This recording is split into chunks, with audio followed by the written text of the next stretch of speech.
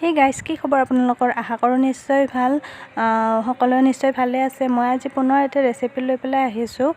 কেনেকুৱা পায় লাষ্টত কমেণ্ট কৰি জনাব। আৰু এতিয়াই কৈ থওঁ, মোৰ চেনেলটো যদি নতুনকৈ আহিছে প্লিজ চেনেলটো ছাবস্ক্ৰাইব নকৰাকৈ নাযাব। গতিকে আহক এতিয়া ৰেচিপিৰ মাজলৈ আগবাঢ়ো। ইমান টেষ্টি হৈছিলে নহয়, চাওকচোন। আৰু আহক এতিয়া ৰেচিপিৰ মাজলৈ আগবাঢ়ো। এয়া চাওক, মই ধোৱা মগু লৈছোঁ অকণমান। মই জোখটো নকওঁ কাৰণ আমাৰ দুটা মানুহৰ কাৰণে লৈছোঁ। আৰু এয়া মচুৰ দাল লৈছোঁ অকণমান, আৰু এয়া চাউল লৈছোঁ অকণমান।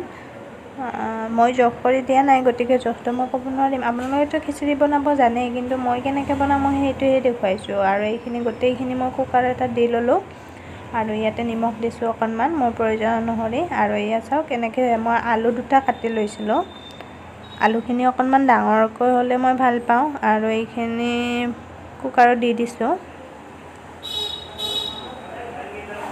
আৰু এয়া জোখত পানী দিছোঁ। মই যিটো নৰ্মেল ভাত বনাওঁ সেইটো নৰ্মেল ভাততকৈ অকণমান বেছিকৈ পানী দিছোঁ। আৰু 4টা চিটি মাৰিব দিম। এয়া আদা, নহৰু আৰু জলকীয়া লৈছোঁ। আপোনালোকে টেষ্ট অনুযায়ী ল'ব পাৰে, কম বেছি কৰিব পাৰে, এইখিনি একো কথা নাই। আৰু এইখিনি এতিয়া মই পেষ্ট বনাই ল'ম। জলকীয়াকেইটা বহুতেই জ্বলা আছিলে, সেইকাৰণে 3টা দিছোঁ। আপোনালোকে কম বেছি কৰিব পাৰে, এইটো কোনো কথা নাই। গতিকে কম বেছি কৰি ল'ব।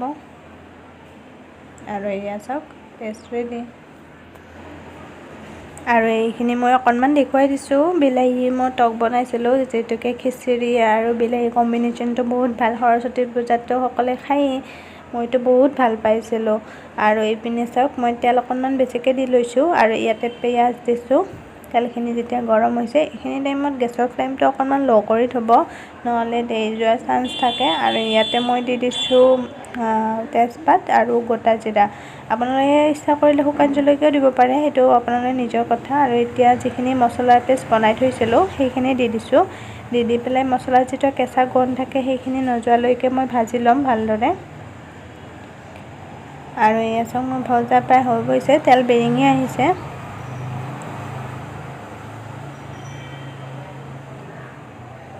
ধুনীয়াকৈ ভাজি ল'ব এনেকৈ। আৰু এতিয়া মই যিখিনি চিটি মৰাই লৈছিলোঁ সেইখিনি দি দিম। খিচিৰিখিনি, বইল খিচিৰিখিনি দি দিম। এয়া চাওক, মই ঢালি দি দিছোঁ। আপোনালোকে পানীৰ কনচিষ্টেঞ্চিটো আপোনালোকে নিজৰ মতে কৰি ল'ব। মই যিহেতুকে ইমান পনীয়া ভাল নাপাওঁ খিচিৰিটো, গতিকে মই নিজৰ জোখমতে লৈছোঁ। আপোনালোকে আপোনাৰ জোখমতে লৈ ল'ব।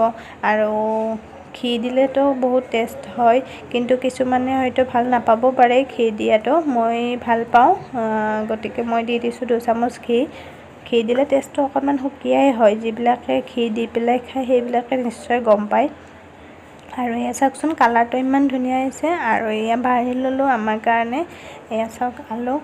আৰু এয়া খিচিৰিৰ লগত কেঁচা পিঁয়াজটো বহুত ভাল লাগে, কেঁচা পিঁয়াজ লৈছোঁ। এয়া বিলাহী টক, বেহাৰ দি বনোৱা। আৰু এয়া ভাতকেৰেলা ভাজিছিলোঁ, এখন পাপৰ, বাছ। বাহিৰত বৰষুণ দি আছিলে আৰু এতিয়া খিচাৰি খাই আছোঁ আমি। ইমান টেষ্টি হৈছিলে, ইমান টেষ্টি, কি ক'ম আপোনালোকক। যেতিয়া আপোনালোকে বনাই খাই আপোনালোকে নিজে গম পাব। কাৰ কাৰ লোভ লাগিছে তলত কমেণ্ট ছেকশ্যনত জনাবচোন দেই। গতিকে চাওক, আপোনালোকেও বনাই খাব। যদি ভিডিঅ'টো ভাল পালে প্লিজ লাইক, কমেণ্ট আৰু ছাবস্ক্ৰাইব নকৰাকৈ নাযাব যদি নতুন আহিছে। গতিকে আজিলৈ আহিছোঁ, ধন্যবাদ।